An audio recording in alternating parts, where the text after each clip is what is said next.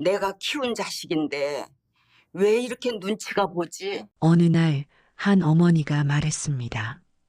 내가 키운 자식인데 왜 이렇게 눈치가 보이는 걸까요? 아드님과 함께 사는 70대 중반의 그분은 손자 돌보기에 집안일에 바쁜 일상을 보내고 계셨습니다. 하지만 매번 말끝마다 미안하다, 괜찮다를 달고 사셨죠. 자식 집에서 살면서도 어느새 자신이 짐이 된 것 같다는 생각에 마음이 무거웠던 겁니다. 이런 이야기 낯설지 않으시죠? 우리는 평생 자식을 위해 살아왔습니다. 굶더라도 자식 밥은 챙기고 헐어도 자식 옷은 새로 사주면서요. 그렇게 키운 자식들이 이제는 어엿한 어른이 되었고 우리는 어느새 노년이 되었습니다. 하지만 마음 한편에는 이런 생각이 들지 않으신가요? 내가 키운 자식인데 왜 이렇게 조심스러울까? 나도 부모님께 다 해드리지 못했는데 우리 아이들한테 뭘 바라겠어? 그냥 건강하게 폐 끼치지 않고 살다 가면 되는 거 아닐까? 오늘 이 시간에는 바로 이 이야기를 나눠보려 합니다. 자식에게 기대지 않고 혼자서도 무너지지 않는 노후를 만드는 방법에 대해서요. 본격적인 이야기에 앞서 구독과 좋아요 눌러주시면 어르신들의 진정한 마음의 쉼터가 될 수 있도록 더 좋은 내용으로 보답하겠습니다. 왜 우리는 자식에게 기댈 수 없게 되었을까요? 먼저 오해하지 않으셨으면 합니다. 이건 자식들의 잘못도 우리의 잘못도 아닙니다. 시대가 변했기 때문입니다. 우리가 젊었을 때를 떠올려 보세요. 그때는 부모님을 모시는 게 당연했습니다. 큰 집에는 조부모님이 계셨고 온 가족이 함께 식사를 했죠. 효도는 선택이 아니라 의무였습니다. 하지만 지금은 어떤가요? 젊은 세대는 결혼도 늦고 아이도 늦게 낳습니다. 집값은 하늘 높은 줄 모르고 오르고 맞벌이를 해도 생활이 빠듯합니다. 육아와 일 사이에서 하루하루가 전쟁 같습니다. 거기에 부모님까지 모신다는 건 마음은 간절해도 현실적으로 쉽지 않은 일이 되어버렸죠. 한 통계를 보니 이런 결과가 있더군요. 노후 준비를 자식에게 의지하겠다는 분들이 20년 전에는 60%가 넘었는데 지금은 10%도 안 된다고 합니다. 반대로 스스로 노후를 준비해야 한다고 생각하는 분들이 90%에 육박한다고 합니다. 숫자가 말해주고 있습니다. 이제는 자식에게 기대는 시대가 아니라는 것을요. 그렇다고 자식들이 우리를 사랑하지 않는다는 말이 아닙니다. 다만 사랑한다는 것과 모실 수 있다는 것은 별개의 문제가 되어버린 시대인 거죠. 우리는 왜 이렇게 불안할까요? 솔직하게 말씀드려 보겠습니다. 많은 분들이 노후가 불안한 이유는 단순히 돈이 없어서만은 아닙니다. 물론 경제적 준비가 부족한 것도 큰 이유지만 더 근본적인 문제는 마음의 준비가 안 되어 있기 때문입니다. 평생을 누군가를 돌보며 살아온 우리는 정작 혼자가 되는 연습을 해본 적이 없습니다. 아침에 일어나 가족 밥을 챙기고 빨래하고 청소하고 자식 뒷바라지하면서 하루를 보냈죠. 우리의 정체성은 누군가의 어머니, 누군가의 아버지였습니다. 그런데 자식들이 독립하고 나면 갑자기 혼자가 됩니다. 이제 나는 뭐 하며 살지? 내 인생에 남은 게 뭐가 있을까? 이런 생각이 드는 건 너무나 자연스러운 일입니다. 거기에 더해 건강 문제도 하나둘 생기기 시작합니다. 무릎이 시큰거리고 허리가 아프고 병원 가는 날이 잦아집니다. 그럴 때마다 나 혼자 어떻게 하지? 하는 불안감이 엄습하죠. 여기서 잠깐 이 부분 꼭 기억해 주세요. 불안하다는 건 나약한 게 아닙니다. 오히려 정상입니다. 변화 앞에서 불안한 건 인간의 본능이니까요. 중요한 건 그 불안을 어떻게 다루느냐입니다. 첫 번째 실천, 내 경제 상태 정확히 파악하기. 많은 분들이 돈이 없다고 말씀하시지만 정작 정확히 얼마가 있는지, 매달 얼마가 나가는지 모르시는 경우가 많습니다. 지금 당장 종이 한 장을 꺼내 보세요. 그리고 이렇게 적어 봅시다. 내가 가진 것이 어느 정도인지 파악하세요. 국민연금 얼마, 개인연금 얼마, 예금 얼마, 부동산 가치 얼마, 기타 자산 얼마, 매달 나가는 돈이 어느 정도인지도 알아보세요. 집세 또는 관리비 얼마, 식비 얼마, 의료비 얼마, 통신비, 공과금 얼마, 용돈, 경조사비 얼마. 이렇게 적고 나면 비로소 내 경제 상태가 한눈에 들어옵니다. 막연한 불안이 구체적인 숫자로 바뀌는 거죠. 한 분은 이렇게 정리하고 나서 말씀하셨습니다. 생각보다 나쁘지 않더라고요. 연금만 잘 타도 기본 생활은 할 수 있겠구나 싶었어요. 그냥 막연히 불안했던 건데 숫자로 보니까 마음이 조금 놓이더라고요. 두 번째 실천, 지출 줄이기. 하지만 삶의 질은 지키기. 노후에는 돈을 아껴야 한다는 말 맞습니다. 하지만 너무 극단적으로 아끼다가 삶의 기쁨까지 놓치시면 안 됩니다. 여기 현명한 방법이 있습니다. 고정비를 먼저 줄이세요. 통신비 한번 확인해 보세요. 쓰지도 않는 데이터 요금제를 쓰고 계시진 않나요? 요즘은 노인 요금제도 잘 나와 있습니다. 한 달에 10,000원, 20,000원씩 1년이면 12만 원입니다. 구독 서비스도 체크해 보세요. 신문, 잡지, 인터넷 서비스. 안 보는 건 과감히 끊으세요. 변동비는 가치 있는 곳에 쓰세요. 무조건 안 쓰는 게 아니라 내가 진짜 행복한 일에는 쓰는 겁니다. 친구들과 만나서 차 한잔 하는 게 행복하다면 그건 아깝지 않은 돈입니다. 건강 관리를 위한 운동복이나 좋은 신발을 사는 것도 투자입니다. 손주에게 가끔 용돈 주는 것도 기쁨이라면 그것도 좋습니다. 중요한 건 의미 없는 지출을 줄이는 겁니다. 습관적으로 사는 것, 체면 때문에 하는 것, 이런 것들을요. 세 번째 실천, 작은 수입원 만들기. 이 나이에 무슨 일을 해? 하실 수 있지만 요즘은 나이가 많아도 할 수 있는 일이 많습니다. 거창하게 생각하지 마세요. 한 달에 20만 원, 30만 원이라도 벌면 그게 얼마나 든든한지 모릅니다.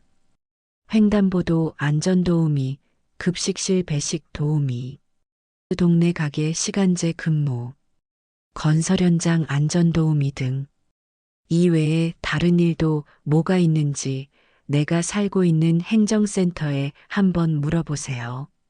몸이 허락하는 선에서 할 수 있는 일을 찾아보세요.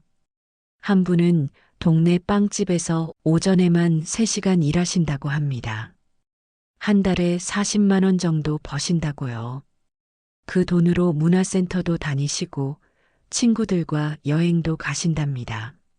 무엇보다 나도 아직 쓸모 있는 사람이라는 생각에 마음이 든든하다고 하셨어요. 네 번째 실천, 노후 복지 혜택 적극 활용하기. 여러분, 우리가 낸 세금으로 만들어진 복지 혜택들 꼭 챙기셔야 합니다. 기초연금, 만 65세 이상이고 소득이 일정 기준 이하면 받을 수 있습니다. 매달 30만 원 넘게 나옵니다. 신청 안 하시면 한 푼도 못 받습니다. 노인 일자리 사업. 주민센터나 노인종합복지관에서 신청할 수 있습니다. 공원관리, 급식 배식, 안전지킴이 등 다양한 일자리가 있습니다. 교통비 할인, 지하철, 버스 무료나 할인.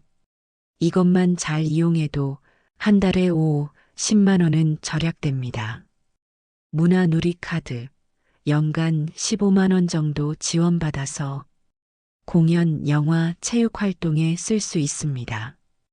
의료비 지원, 노인 건강검진, 치매 검진, 틀니 임플란트 지원, 눈 질환 지원, 무릎 관련 질환 지원 등이 있습니다. 주민센터에 한번 가보세요. 생각보다 받을 수 있는 게 많습니다. 부끄러워할 것 없습니다. 우리가 낸 세금으로 만든 제도니까요. 그런데 여기서 중요한 이야기 하나 더 드릴게요. 경제적 자립이 중요하긴 하지만 그게 전부는 아닙니다. 돈만 있다고 행복한 노후가 보장되는 건 아니거든요. 5번째 실천. 나만의 일상 루틴 만들기. 자식들이 독립하고 나면 갑자기 시간이 너무 많아집니다. 아침에 일어나도 할 일이 없고 하루가 너무 깁니다. 이럴 때 필요한 게 나만의 루틴입니다. 거창할 필요 없습니다. 간단하게 시작해 보세요. 아침 7시에 일어나기, 따뜻한 물 한 잔 마시기, 가벼운 스트레칭 10분, 산책 30분, 오전 도서관 가서 신문 읽기, 친구와 차 마시기, 오후 점심 먹고 낮잠 30분, TV 드라마 한 편 보기, 취미 활동하기 그림 서예, 원예 등, 저녁 산책하기, 일기 쓰기, 독서 30분. 이렇게 하루의 틀을 만들어 놓으면 삶에 리듬이 생깁니다. 오늘은 뭐 하지? 하는 막막함이 사라지는 거죠. 한 어르신은 매일 아침 6시에 일어나서 동네 뒷산을 오르신다고 합니다. 산에 가면 단골 등산객들이 있어서 인사도 나누고 운동도 하고 하산해서 커피 한 잔하고 집에 오신답니다. 그게 하루의 시작이고 그 루틴이 있어서 아침에 일어나는 게 기대된다고 하셨어요. 6번째 실천, 새로운 관계 맺기. 나이 들면 친구가 줄어듭니다. 어떤 분은 돌아가시고, 어떤 분은 멀리 가시고, 어떤 분은 건강이 안 좋아져서 못 만나시고, 그래서 새로운 관계를 만드는 게 중요합니다.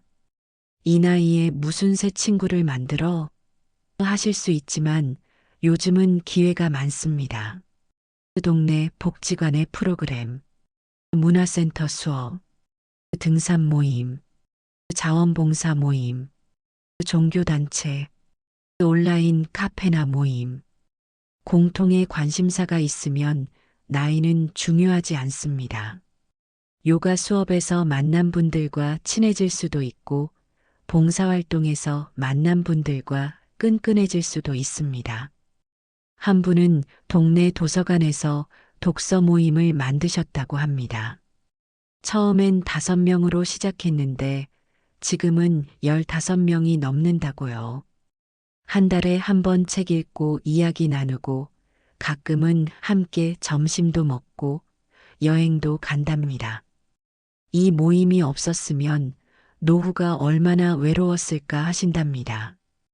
7번째 실천, 배우는 즐거움 찾기. 배움에는 나이가 없다는 말 진짜입니다. 뭔가를 새로 배운다는 건 뇌를 깨우는 일입니다. 치매 예방에도 좋고 자존감에도 좋습니다. 무엇보다 나도 아직 성장하고 있다는 느낌이 들거든요. 배울 수 있는 건 정말 많습니다. 스마트폰 활용법 익히기, 사진 찍기, 편집하기, SNS 하기, 악기 배우기, 외국어 공부하기, 여행 가서 쓸 수 있는 간단한 영어, 일본어, 그림 그리기, 글쓰기, 컴퓨터 배우기, 유튜브 영상 만들어 보기. 한 분은 70세에 스마트폰 사진 찍는 법을 배우셨답니다. 처음엔 손자 사진이나 찍으려고 배웠는데 점점 재미가 붙어서 지금은 동네 풍경을 찍어 SNS에 올리신답니다. 사람들이 좋아요를 누르고 댓글을 달아주면 너무 뿌듯하다고 하세요. 8번째 실천, 자식과의 건강한 거리 유지하기. 이 부분이 가장 어려울 수 있습니다. 하지만 꼭 필요한 이야기입니다. 자식을 사랑하되 의존하지 않기. 관심은 갖되 간섭하지 않기. 도와주되 대신 살아주지 않기. 자식들에게 자주 전화하는 습관 조금 줄여보세요. 일주일에 한두 번이면 충분합니다. 자식들도 자기 삶이 있거든요. 손주 봐주는 것도 마찬가지입니다. 도와주고 싶은 마음은 알지만 내 건강과 시간을 희생하면서까지 할 필요는 없습니다. 할 수 있을 때 도와주고 안 될 때는 솔직하게 미안하지만 이번엔 힘들 것 같다고 말하세요. 자식이 부모를 필요로 할 때 도와주는 것과 부모가 자식에게 매달리는 건 다릅니다. 한 어르신은 이렇게 말씀하셨어요.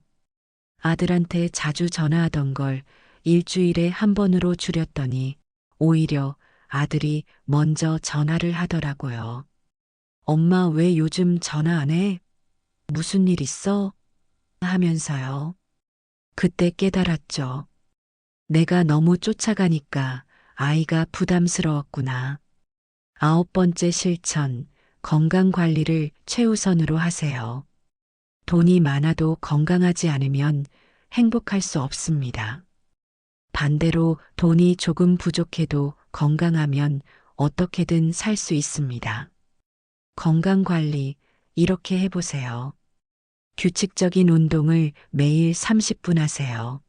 무리하지 않는 선에서 움직이세요. 빠르게 걷기만 해도 충분합니다.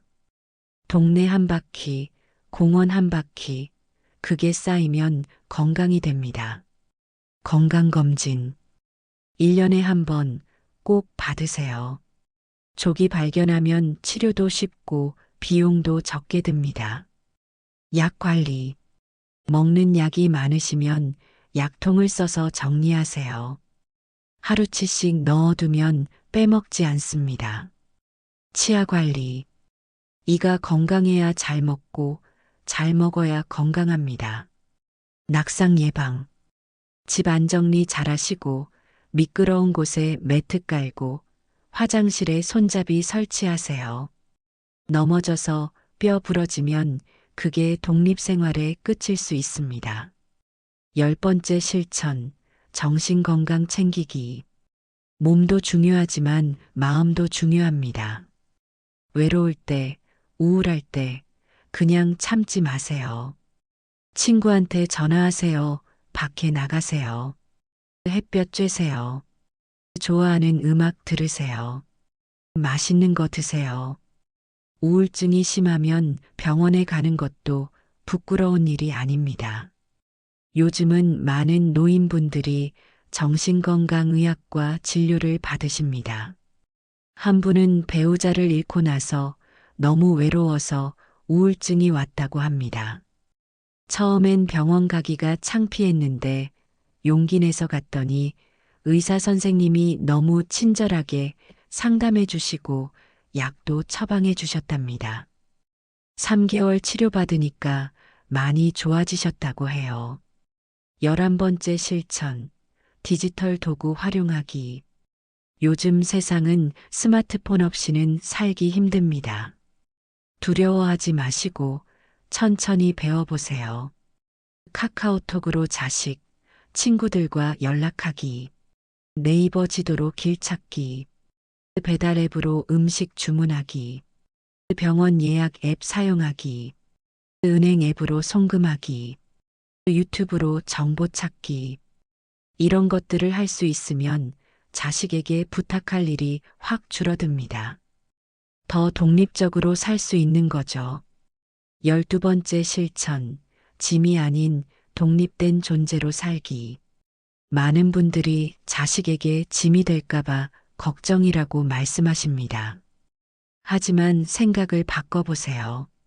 짐이 되는 게 두렵다면 짐이 안 되는 삶을 살면 됩니다.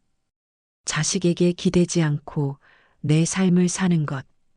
자식이 도와주면 고맙게 받되 도와주지 않아도 괜찮은 삶을 만드는 것. 그게 바로 현명한 부모의 모습입니다. 자식에게 짐이 되지 않으려고 너무 조심스럽게 사실 필요는 없습니다. 그냥 당당하게 내 삶을 살면 됩니다. 필요할 때 도움을 요청하는 것도 괜찮습니다. 다만 그게 요구가 아닌 부탁이 되도록 하는 거죠. 13번째 실천, 감사하는 마음 갖기. 힘들 때일수록 감사할 일을 찾아보세요. 오늘도 아침에 눈을 떴다. 밥을 먹을 수 있다. 걸을 수 있다. 다정한 친구가 있다. 따뜻한 보금자리에서 잘 수 있다. 당연한 것들이 사실은 감사한 일들입니다. 매일 저녁, 오늘 감사한 일 3가지를 떠올려 보세요. 공책에 적어도 좋고, 그냥 마음속으로 생각해도 좋습니다. 이렇게 하다 보면 삶을 보는 시선이 달라집니다. 부족한 것보다 가진 것이 보이고, 불평보다 감사가 먼저 나오게 됩니다. 14번째 실천, 여유롭게, 느리게, 나답게. 세상은 빠르게 돌아가지만 우리는 천천히 가도 됩니다. 젊은 사람들처럼 살려고 애쓰지 마세요. 우리에겐 우리의 속도가 있습니다. 아침에 천천히 일어나서 여유롭게 식사하고 느리게 걸어도 괜찮습니다. 빨리 가는 게 중요한 게 아니라 내가 편안한 속도로 가는 게 중요합니다. 남들과 비교하지 마세요. 옆집 누구는 자식이 잘 살고 누구는 돈이 많고 그런 비교는 우리를 불행하게 만들 뿐입니다. 나는 나대로 내가 가진 것으로 최선을 다해 살면 됩니다. 여기까지 긴 이야기 들어주셔서 감사합니다. 오늘 나눈 이야기를 한 번 더 정리해 드리겠습니다.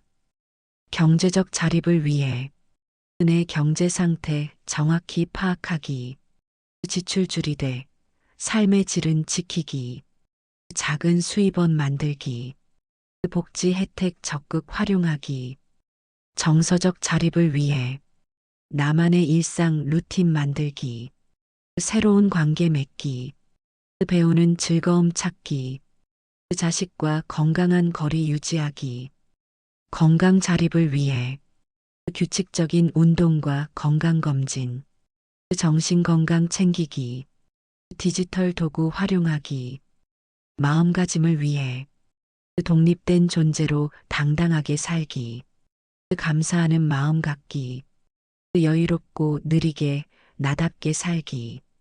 이 모든 것을 한꺼번에 하려고 하지 마세요. 하나씩 천천히 할 수 있는 것부터 시작하면 됩니다. 오늘 하나만 선택한다면 뭘 하시겠어요? 작은 한 걸음이 큰 변화의 시작입니다.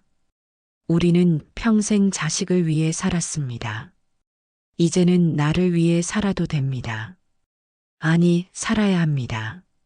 자식에게 기대지 않는다는 건 자식을 사랑하지 않는다는 게 아닙니다.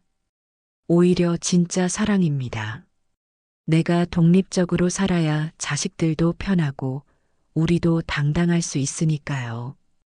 혼자서도 무너지지 않는 노후. 그건 외롭게 사는 게 아니라 의젓하게 사는 겁니다.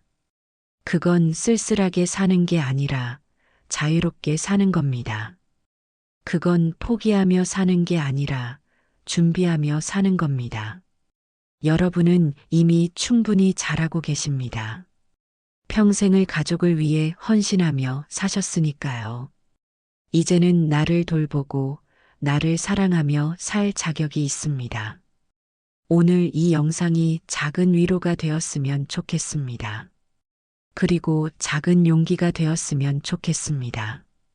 마지막으로 여러분께 여쭤보고 싶습니다. 댓글로 나눠주세요. 1. 오늘 이야기 중 가장 공감이 되었던 부분은 무엇이었나요? 2. 여러분만의 노후 준비 팁이 있다면 공유해 주세요. 다른 분들께도 큰 도움이 될 겁니다. 3. 요즘 새로 시작한 취미나 배우는 것이 있다면 자랑해 주세요. 4. 혼자서도 잘 살고 계신 본인만의 비법을 알려주세요. 여러분의 경험과 지혜가 누군가에겐 큰 힘이 될 수 있습니다. 댓글로 함께 나누면서 서로 응원하면 좋겠습니다. 오늘도 무사히 하루를 보내신 것, 이 영상을 끝까지 봐주신 것, 진심으로 감사드립니다. 내일도 모레도 앞으로도 건강하시고 행복하세요.